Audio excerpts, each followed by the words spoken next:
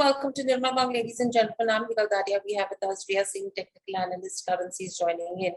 Ria, welcome to the show. Ria, my first question coming to you is, overall, if you go to see, the euro has fallen to its weakest level against the dollar since May 2020. What's your anticipation in terms of move?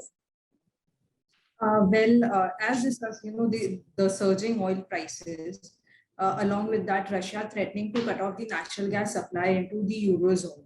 Along with that, the proximity of the whole Euro area with respect to this Russia-Ukraine war zone is dampening the sentiment of the market altogether into the Euro area.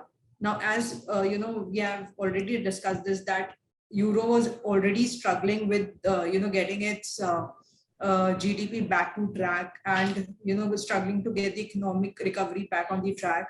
But this current situation will put quite a dent into the ongoing recovery. So this is the reason why we are seeing such a one-side bearish momentum into the Euro INR, as well as Euro against the dollar momentum. And unless there is some relaxation that comes on that part, or some outcomes, some outcome is positive out of the talks that are ongoing between the Ukraine and Russia. So they have scheduled the third rounds today to talk about the situation. And if something positive comes out of it, maybe some recovery could be seen, but it's still a very long shot. So I think in the coming sessions, Euro will continue to be on a weaker side.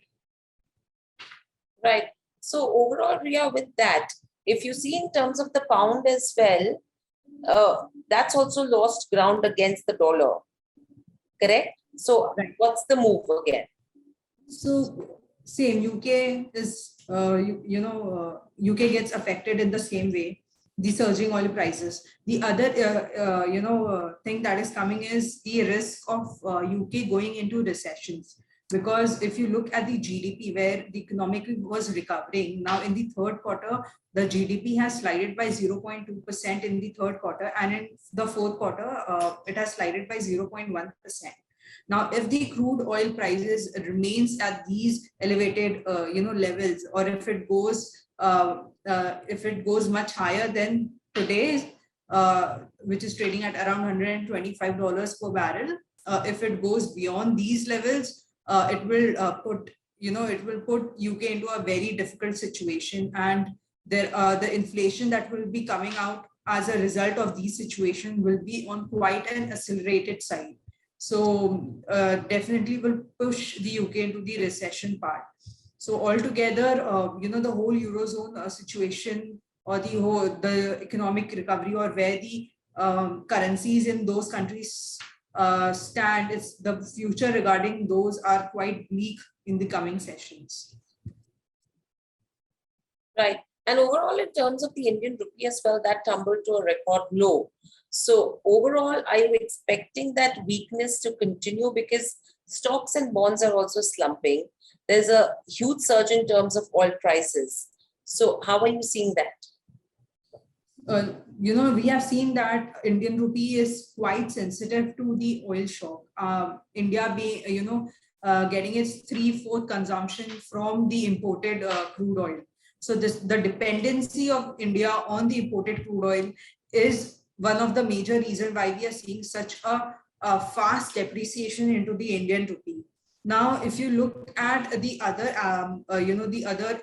economic indicators, whether it's the trade deficit, which will definitely be, will be harmed.